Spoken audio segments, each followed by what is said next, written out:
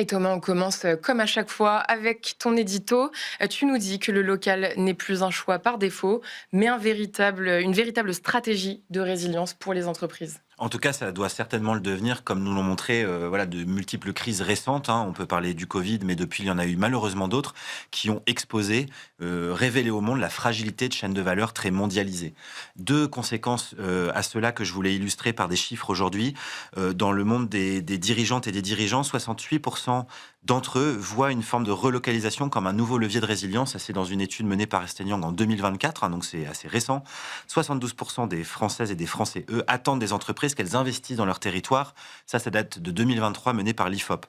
Je pense que c'est notamment rendu possible, et sans doute que ce chiffre de 72% n'est pas suffisant quand on voit le traitement médiatique autour du local qui très souvent est traité sous l'angle de la désindustrialisation. Pardon, le mot est difficile, je savais que ma langue allait fourcher. Ça va, Et, je t'en voilà, excuse sous pas. un angle très négatif finalement, puisque c'est plus de la destruction d'emplois dont on parle. Alors le local, c'est pas seulement du coup un sujet d'image, ça devient de plus en plus un enjeu stratégique peut-être de sécurité, de compétitivité, et puis en fait une réponse rationnelle à l'instabilité ambiante. Et alors pourquoi le local s'impose dans les stratégies d'entreprise?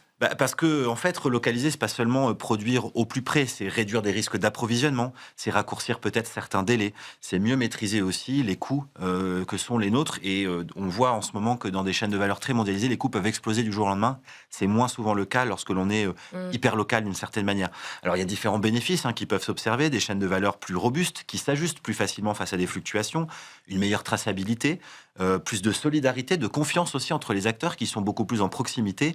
Et puis, évidemment, une empreinte carbone, une empreinte environnementale plus largement qui est évidemment plus faible. Mm. Alors, l'effet très direct de ça, c'est un renforcement de confiance avec les parties prenantes du territoire sur lesquelles on opère. Alors quels sont les risques que tu as identifiés pour une entreprise qui vise un ancrage Bien, territorial fort? l'un des risques, c'est que la relocalisation soit synonyme d'isolement, d'une certaine manière, de repli sur soi, ce qui ne doit sans doute pas être le cas. Mais on voit dans une étude de l'OCDE menée en 2024 que 40% des entreprises qui ont mené des stratégies pour se recentrer sans coopérer ont finalement perdu en compétitivité.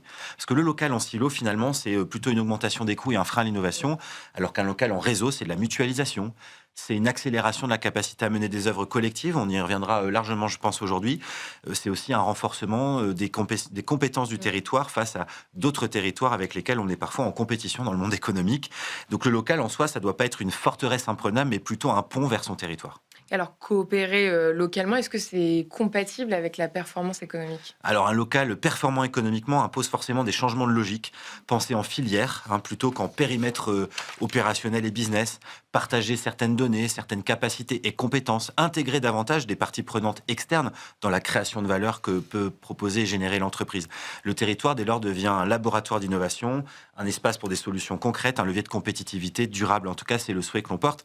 Et penser local, c'est un peu comme planter des racines pour mieux pousser ensemble ensuite. Donc le local peut devenir moteur d'innovation et pas seulement une réponse à la crise. Voilà, le local, c'est ni un repli, ni une forme de nostalgie industrielle d'une époque révolue. C'est une vraie stratégie d'adaptation à un monde qui est devenu hautement instable. Les entreprises les plus robustes à l'avenir, elles sauront forcément s'ancrer fortement, coopérer intelligemment, sans jamais se refermer sur elles-mêmes. En conclusion, le local crée de la valeur quand il est pensé comme un écosystème et pas comme une frontière. Merci beaucoup Thomas pour cette introduction. Nous y reviendrons bien sûr, vous allez pouvoir rebondir dans notre débat. Mais tout de suite, on passe au pour ou contre.